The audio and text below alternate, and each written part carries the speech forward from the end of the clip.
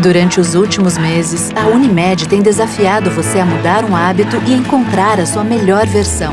O novo coronavírus apareceu e vamos precisar do esforço de todo mundo. Por isso, a gente tem um novo desafio até tudo voltar ao normal. Fique o máximo possível em casa. Cuidar de você. Esse é o plano. Unimed. Vamos agora saber quais são os destaques da coluna Pente Fino, com o jornalista Rodrigo Finardi, que já está aqui. Boa tarde, Finardi. Tudo bem? Boa tarde, como é que tá, Natan? Tudo certo. Vamos ver a tua coluna. A edição desta sexta-feira fala que a sede própria da AGER custará R$ 750 mil. Olha, tem um projeto tramitando na Câmara de Vereadores de Erechim que deve ir à votação na segunda-feira. A AGER, a Agência Reguladora dos Serviços Públicos Municipais de Erechim, que é uma agência reguladora, desde que ela surgiu, ela paga aluguel. E nesse período todo, desde que ela, acho uns 5, 6 anos, ela consumiu R$ 224 mil de aluguel, uma coisa que não é dela.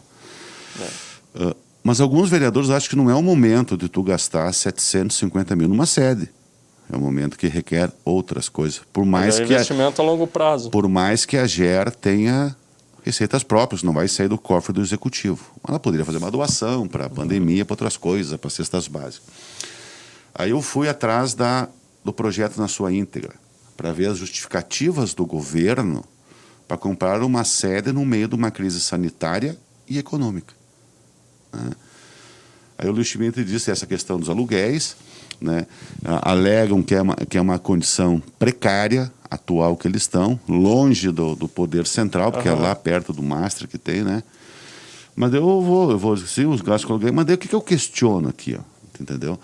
Ele também, na justificativa, eles compartilham a decisão com o antigo governo, para ficar mais leve, que o antigo governo do Pauliziano já queria ter comprado essa sede e não comprou, então tu compartilha, mas não é só uma decisão nossa, ainda mais no ano eleitoral. Sim. E vai falando as justificativas. Cara, eu sou uma pessoa extremamente ferrenho e sempre escrevi que eu acho absurdo a quantidade de aluguéis que o município paga, tendo vários locais próprios. Não justifica, entende? Então, onde que eu faço questionamento? Sempre que ele aluga algumas coisas por valores altos, normalmente, né? Porque, infelizmente, acontece algumas coisas, eu não vou levantar essa seara aqui agora, de apoios de campanha, mas eu digo assim, ó, eu particularmente sempre fui contra o negócio dos aluguéis, e continuo batendo que gasto 1,8 milhão por ano de aluguel, a prefeitura, para ter uma ideia, mais ou menos. E não é um número atualizado, não posso dar com certeza. Sim. Então, o que eu quero? Se essa justificativa vale para comprar uma sede da AGER, eu espero que essa justificativa, que é do Executivo, venha para todos os demais contratos de aluguéis. Que se busque soluções para não pagar mais aluguel. Nós temos lá, a Prefeitura comprou, e eu acho que fez bem comprar a sede da Fundação Cottrell, nas 3 vendas, por R$ 6 milhões no leilão, no início do mandato do Schmidt Lando. E lá dá para botar vários setores da Prefeitura e não pagar aluguel. Porque o município também não paga IPTU, entende? Sim. Então, que esse argumento, essa justificativa da economicidade não pagar aluguel, que seja uma premissa diária em todos os contratos da prefeitura. Não para uma X vale isso e para uma outra não. Então, essa é a discussão que eu quero fazer com a população e provocar esse debate, que hoje em dia, com tantos imóveis que o município tem, então não pode mais pagar aluguel. Mas que seja para todos. Senão, que é só para a AGER, então não se compra. Agora, se for para todos a partir de agora, eu aplaudo e quero ver que todo mundo continua. Muito bem, está aí o registro. Finardi, eu quero te parabenizar aí. Vamos começar aqui, deixamos por último ali, né? Tá, pode ser então. Vamos lá. Vamos falar do quê? Ontem eu trouxe aquela reunião que era para ser 11 partidos, queriam chegar nos 12 de situação para fazer uma frente contra o ex-prefeito Paulo Porres. Esse é o objetivo. Para mim, não falaram lá, mas na terça de noite. Mas na quarta, fui falar com os integrantes dessa reunião e ficou muito claro que a questão é montar uma frente forte contra a oposição. E tem hoje, no nome do Paulo Porres, o principal nome de oposição.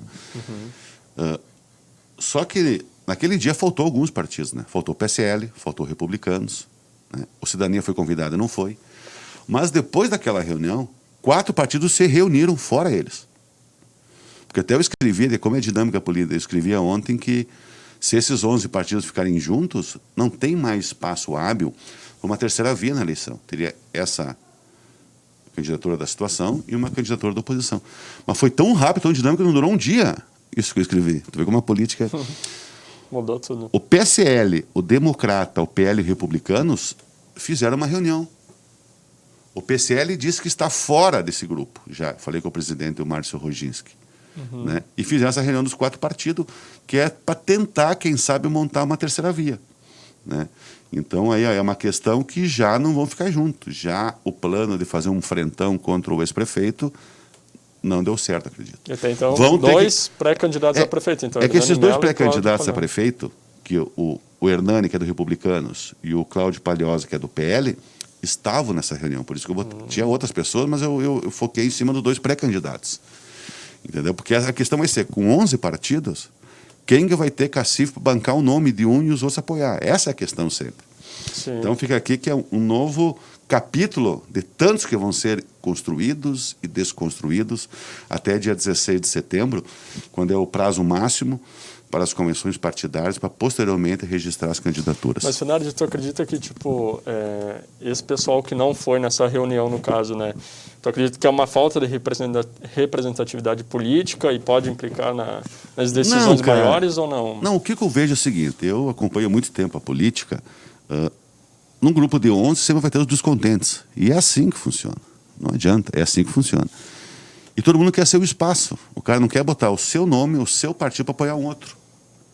Entendeu? Então, Sim. sempre paralelamente, acontecem outros movimentos para tentar se viabilizar. Como tem algum desses partidos que pode estar com o grupo de oposição do MDB, do PSB, do PT e do PCdoB. Tu entende? Então, essa dinâmica, porque eu sempre digo, em Erechim não precisa falar em ideologias. Porque não existem ideologias partidárias, muito pouco no dia a dia, na hora de se juntar em busca da vitória. Aí é questão de grupo forte, para depois ver o que nós vamos fazer no plano de governo. É uma união coletiva pensando na comunidade erechinense. Na prática não é assim. Tá certo. Finardi, eu quero te parabenizar aí, 3 anos durante o Bom Dia, né? 700 colunas. A gente conversava aqui antes nos bastidores que mais de 2.000, né? Fora do quase Bom Dia. Eu estou fechando a conta lá, que eu tenho tudo guardado, e é quase 2.000, mas não posso estar certo, assim, mas está beirando. Por quê? Eu fiz uma conta rápida. Primeiro eu queria agradecer aqui o Hélio Correia, nosso chefe, por essa oportunidade e o desafio que ele me deu de escrever uma coluna diária, que quem escreve todo dia sabe o quanto isso te consome, te exige concentração, buscar informação, checar informação, que tu trabalha com imagem, com políticos, então requer uma série de coisas. E hoje, a primeira saiu no dia, eu comecei aqui dia 1º de julho de 2017, e no dia 5 de julho saiu a primeira coluna. No primeiro mês de julho, eu não vim fixo para cá e não escrevia uma por semana. Mas a partir de agosto, já começou a ser diário. Entendeu? Aí depois, em 2018, eu vim para cá definitivo, que eu escrevia fora, mas não vim até aqui. E depois vim fixo para cá, né? Então já estamos aqui dentro direto. Até eu tinha outras coisas que eu fazia, acabei largando, optando em ficar aqui dentro do Bom Dia. E outra prestação de serviço que eu faço para a Unimed Erechim, são minhas 2 funções hoje. Né? Sim. Tá então hoje são 700 colunas, eu sempre gosto desses números 00, fazer uma lembrança, porque, né? Por exemplo, eu fiz só uma conta assim, ó. Se eu escrevo 3 laudas, que é 3 páginas de Word por dia, uma média de 6.000 caracteres por dia, nós estamos falando em 700 colunas, 210 páginas de Word fonte 12. É página, né? Tá louco. Isso dá em torno de 4,2 milhões de caracteres escritos e mais milhares de fotos. Muita gente gosta da tua coluna, tem gente que também não gosta pela questão de... porque são assuntos, assim, polêmicos, né? A maioria das vezes. Mas quais são os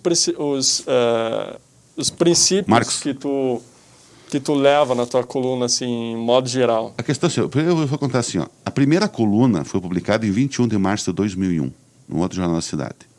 Tá? Aí depois, em 2002, fui para um outro jornal, onde fiquei 15 anos, que ele era semanal, escrevia 2 páginas. Então, seria, mas não é 2 colunas, né? 2 páginas por semana, onde foram 795 colunas nesse outro período. Olha. Até chegar aqui, né? E teve um dado interessante, que o pessoal não sabe como é que foi feito isso, né? Em 2007 e 2008, Eu escrevi o Pente Fino em 2 jornais da cidade. Olha a responsabilidade aí, né? Entendeu? E assunto para todos os dias. Entendeu? Tá?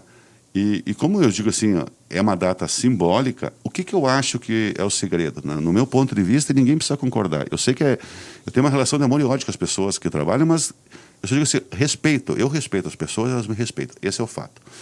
E sempre dei ampla espaço para o contraditório.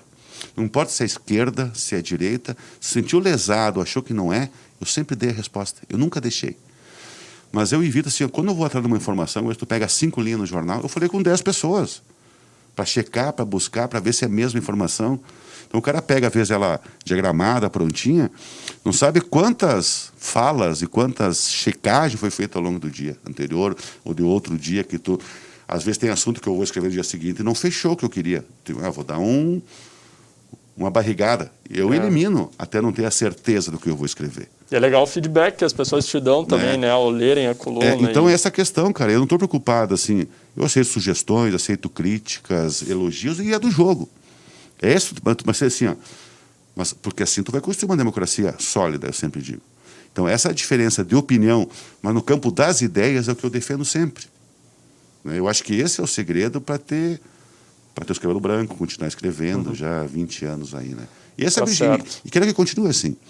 Agora nós temos uma eleição, é um período extremamente sensível, onde as pessoas veem pelo em ovo, leem o que não está escrito, aí tu vê como... Então, quando chega um período eleitoral, assim, eu tiro o pé um pouco e trabalho mais no campo das propostas dos candidatos, e ela é mais informativa que opinativa, que é que foi com o tempo tu vai criando isso, né? Que tu não quer ser, digamos assim, que tu tem, tu pendeu para o lado A, para o lado B, não. Aí tu vai ver que, logo começar a campanha, então tu vai ver assim, ó, as mesmas perguntas para os mesmos candidatos, para ver as respostas, aí para formar opinião da população com relação ao voto, que é muito importante, é o maior instrumento que nós temos, mais poderoso que todo mundo tem, é o voto.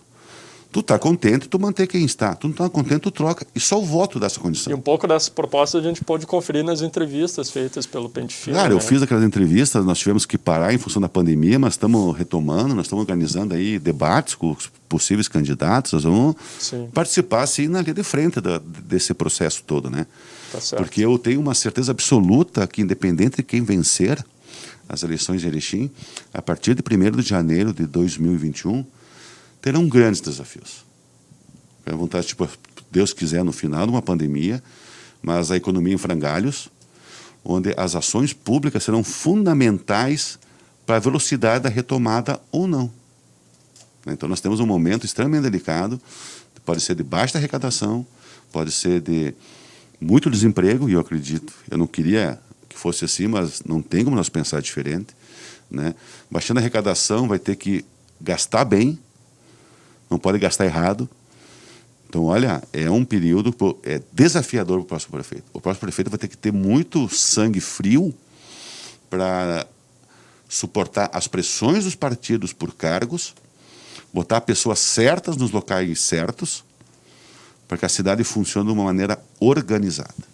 Tá certo. Finardi, a gente vai destacar no fim de semana, conversando contigo aqui, a questão da pandemia vista por outros países, isso? Eu estou fazendo uma coluna especial, que o sábado eu acho que aquela leitura um pouco mais aprofundada, né?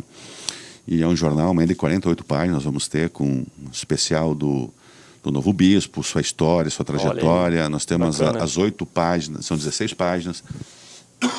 O Dom Admir Antônio Mazzali, né? É o 4º bispo da diocese. Admir. Vamos lá.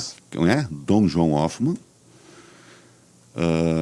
Depois veio o Dom Jerônimo Zanandréia, Dom José Gislon e agora o Dom Admir. Admir. Ele tem um irmão gêmeo, parece, né? Depois nós vamos contar as histórias. Né? Bacana. Então é o seguinte, a gente vê... Tu lembra logo que começou a pandemia, a gente ficava estarrecido com os números da Itália? Lembra? Os nossos números estão bem pior que a Itália. E parece que a gente se acostumou e é terrível isso. Uma vez, todo dia tu queria ver os números de óbitos, os números de casos, parece que a população não está dando muita bola para isso. Até por ser uma região onde tem mais pessoas idosas. Né? E agora, aquilo que nós sempre falávamos, nós conversávamos fora do ar aqui, eu disse que ia chegar um momento que o epicentro da pandemia seria a região sul. principalmente do inverno. De tanto ler, não eu que estou dizendo, mas eu lia e tentava interpretar. Sim. Como as dimensões continentais do país, tu vai ter situações distintas em períodos distintos em cada estado. Tu vê a Amazônia, foi o início, São Paulo, e está diminuindo. E agora o Sul já bateu o segundo dia seguido recorde de casos. O Rio Grande do Sul, recorde de mortes. Então nós vamos ter um período muito difícil. Hoje se dá as bandeiras, vamos ver o que vai acontecer hoje. Sim. Né? Hoje às 18 horas vai ser anunciado a cor da bandeira. Tá? Então eu não quero chegar com isso.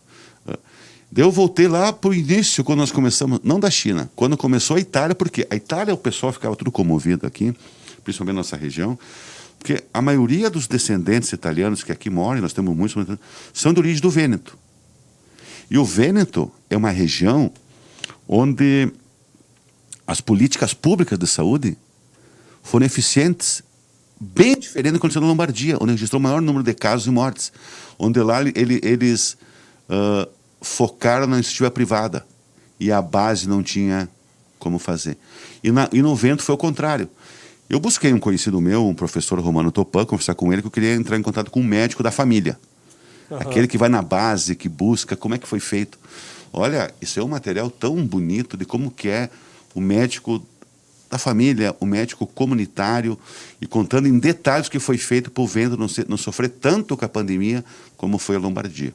Tem um material de 2 páginas, riquíssimo em detalhes. Interessante. Aquela leitura para ver, pô, que legal, como dá para fazer a coisa certa. A gente se desprovir dos interesses políticos, de querer derrubar A, B ou C em detrimento da saúde pública. E lá eles falam muito bem, até vou adiantar aqui, onde dizem assim, ó, aqui no Vêneto a economia não é em primeiro lugar. Nós temos que cuidar aqui da base, porque como a gente trabalha muito com o terceiro setor, que são pequenas, porque o Vêneto eu conheci lá, não tem empresa gigantesca, mas são pequenas empresas de 3, 4 familiares, que se uma quebra, a outra absorve. Então tu consegue tocar a economia mais forte. Então vai ter detalhes assim, que eu sei que muitas pessoas daqui da nossa região, empresários, tudo, eles vão se identificar com o que tem ali e vão lembrar de todos os seus, que lá no início dos anos 900 vieram para o Brasil para buscar uma vida nova, pós-guerra, início de guerra, de fome. Legal. É um material bonito de se ler com calma e absorver cada informação de pessoas com conhecimento. Para ter uma ideia, o Dr. Lamberto, que eu entrevistei, ele se formou em Pádua. Eu conheci Pádua, a biblioteca de Pádua, onde tem a Basílica de Santo Antônio, tem até os restos mortais de Santo Antônio. Lá estudou Dante Alighieri, lá estudou Leonardo da Vinci. Muitas pessoas, eu vi lá os quadros onde passou pessoas que foram importantes nos seus momentos, todo mundo conhece as histórias. Sim. E passaram para uma das universidades mais respeitadas do mundo, de Pádua. Eu conheço. E ele fez o curso de medicina lá em Pádua. Portanto, olha que é um material bem interessante. Tá certo. Eu acredito que a gente não pode também comparar, né, outros países, por uma questão até geográfica, né, e de período, mas vale a gente também visualizar o que está sendo feito fora do nosso país. Claro, nós temos que ter... Os bons exemplos têm que ser copiados, sempre digo. A gente não inventa a roda todo dia. Tu tem que pegar os bons exemplos e adaptar para a sua realidade. Eu sempre digo, não pode faltar remédio, não pode faltar avental para o sistema de saúde. Tem uma série de coisas. Então, no básico do básico. Mas só que o básico que funciona numa crise sanitária. Entendeu? E essa matéria vai mostrar amanhã. Muito bem. Obrigado, Finardi. Bom fim de semana. Para todos nós. Voltamos agora com o Leandro Zanotto.